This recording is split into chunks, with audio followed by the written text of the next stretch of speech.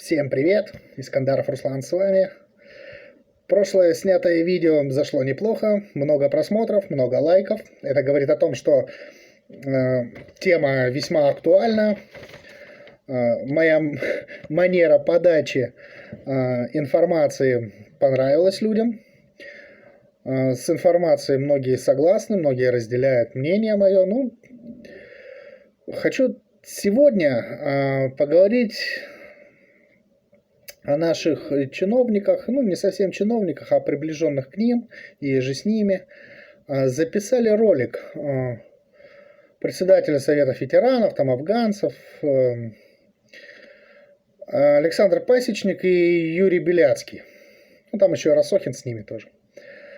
Записали ролик, такой нарезанный, смонтированный грубо, на заднем плане биение сердца, такой тун-тун, тун-тун. То есть мы это все должны слушать, вот это вот сменяющиеся кадры, мельтешение.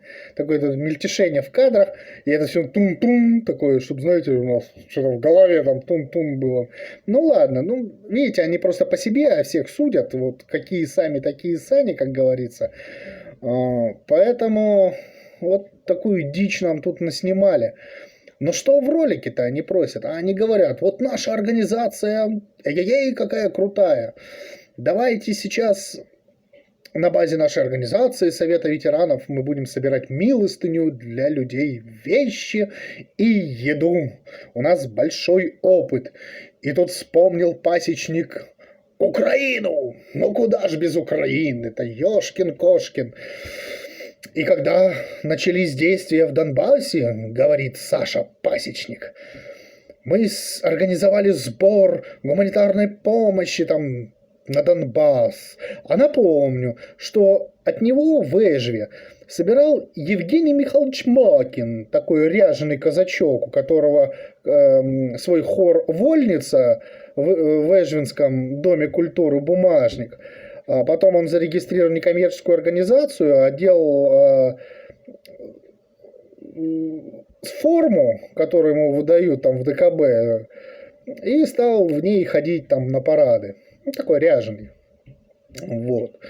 Он собирал вещи, тоже для Донбасса. Просил их собирать особым образом, чистые, глаженные, сложенные в стопочку, упакованный в матерчатый мешок, обязательно матерчатый, он был сложен, опись ложилась сверху всех вещей, он складывался, мешок, особым образом, как конвертик, зашивался в одну строчку, чтобы можно было поставить там печать и отправить как по почте.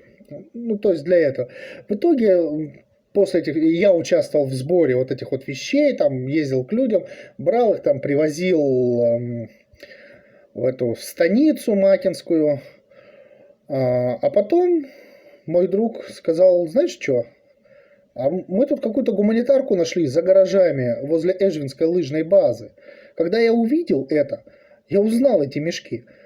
Зашиты именно так, именно тряпичные мешки, именно описи вот эти, людей, не моя опись, а вот людей, но этим сбором вот этого самого занимался только Макин здесь, который был под Пасечником. Вот так вот они организовывали. Я писал об этом блог на БНК, потом БНК удалила, весь мой архив удалила. Правительственные. Правительственные СМИ, Гапель СМИ. Сейчас уеба СМИ. Вот. Так вот они организовывали. Еще одна интересная история про Пасечника с Беляцким. В 2016 году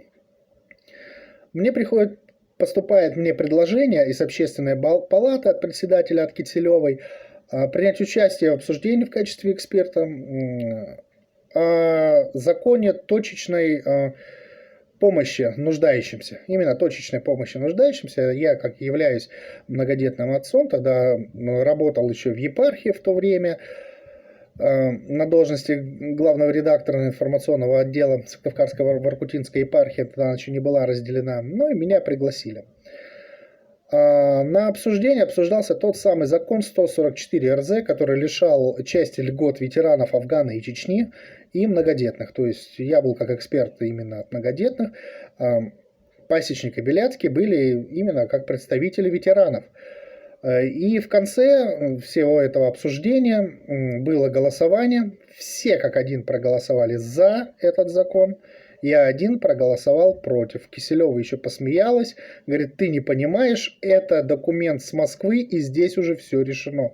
Я ей говорю, моя совесть чиста, так как я сидел рядом с председателем Александрой.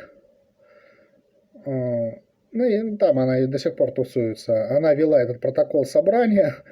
И еще возле моей фамилии написала «за». Я ей говорю, а ну-ка исправь. Я не голосовал, я голосовал против.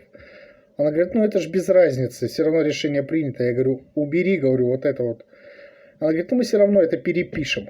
Я говорю, понятно. Для чего это делалось? Да, и они на основании этого протокола собрания составляли определенный рекомендательный документ, потому что Общественная палата свое мнение, оно выдает как рекомендации для Госсовета, отправили в Госсовет, и на обсуждение вот этого закона 144 РЗ бумажкой с Общественной палаты вот так вот трясли и говорили, смотрите, общественность не против, Совет ветеранов не против, никто не против.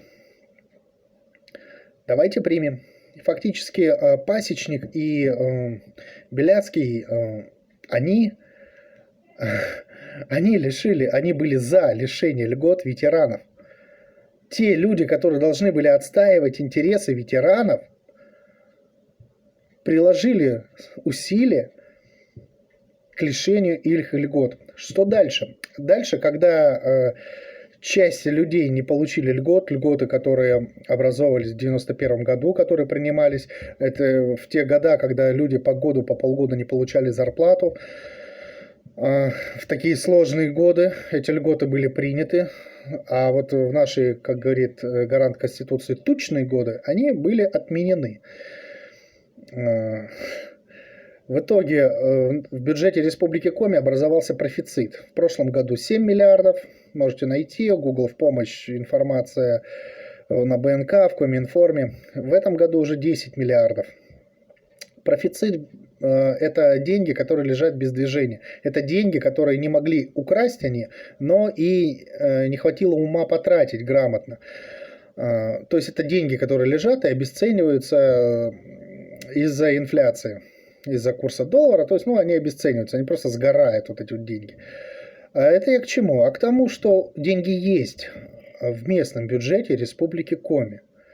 Деньги есть, чтобы помочь нуждающимся. Деньги есть даже, чтобы купить всем маски раздать. Но нет. Те люди, которые отобрали у нас льготы, приложили к этому руки, сейчас нам говорят, чтобы мы с помощью им давали там милостыню, а они ее будут раздавать. Во как. Нормально, да? Но тут лицемерию просто нет предела. А уёба ввел маски, масочный режим. Вот я не знаю, какую мне маску Бэтмена или Супермена носить. Вот не знаю, вот не могу определиться. Или Спайдермена. Наверное, лучше Спайдермена.